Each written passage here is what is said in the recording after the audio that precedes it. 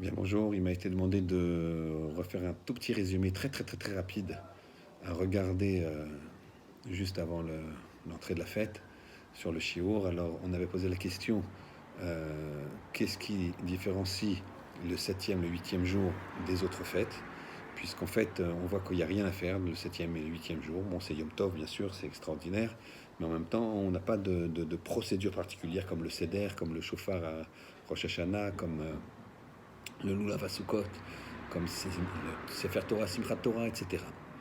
Eh bien, en fait, on avait dit qu'il y avait un moment très très particulier. Il y avait une grande avoda à avoir le jour de le septième et le huitième jour, et particulièrement ce soir, cette nuit et demain. Le miracle qu'il y a eu, c'est l'ouverture de la mer Rouge. C'est un miracle exceptionnel que les Béné Israël ont bénéficié.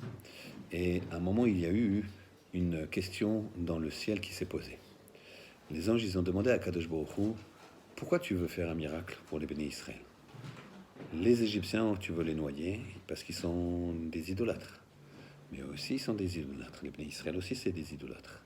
Et l'eau Avodazara, aussi, ils sont Ovdei Avodazara. Aussi, ils sont idolâtres. Pourquoi il y aurait un miracle? Et pourtant, Kadosh Baruch Hu, il a ouvert la mer. Quelle est la raison? Il n'y a pas de raison. Dans la suite du dialogue, on ne voit pas que Hachem il a dit telle et telle raison. Il n'y a pas eu de raison particulière. Alors quoi? Eh bien, il y a un moment de Rahmanout, de bonté, de miséricorde, qui est un moment particulier. Dans la façon de gérer le monde d'Akadosh Baruch Hu, il y a de la Rahmanout. Une Rahmanout, une bonté pshuta, une bonté normale, qui est déjà extraordinaire, mais qui est, on va dire, habituelle. Mais il y a des moments particuliers, et c'est ici le moment particulier, dans toute l'année.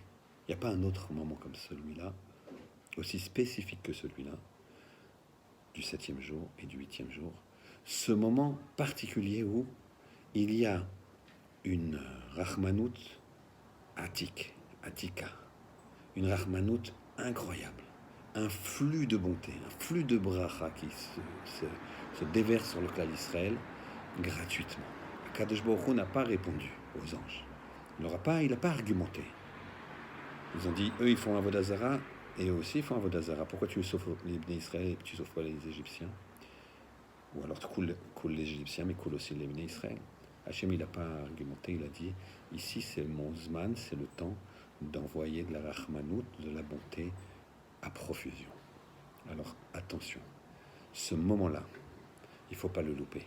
Ce septième et ce huitième jour, quand rentre Yom Tov, à un moment déterminé, que vous déciderez.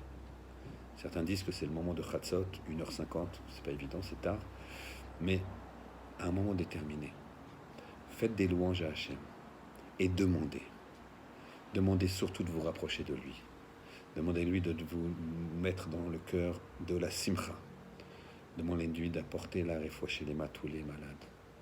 Demandez-lui d'apporter la parnassa, sans penser forcément qu'à vous, ou même sans penser à vous, tout court. Mais pensez aux autres. C'est un moment à ne pas louper. Occasion à ne pas louper. Ces jours-là, dernier jour de Yom Tov, où les portes de la Rahmanout Atik, celle qui est puissante, qui se déverse, elles sont ouvertes. Bonne demande et Chag Sameach.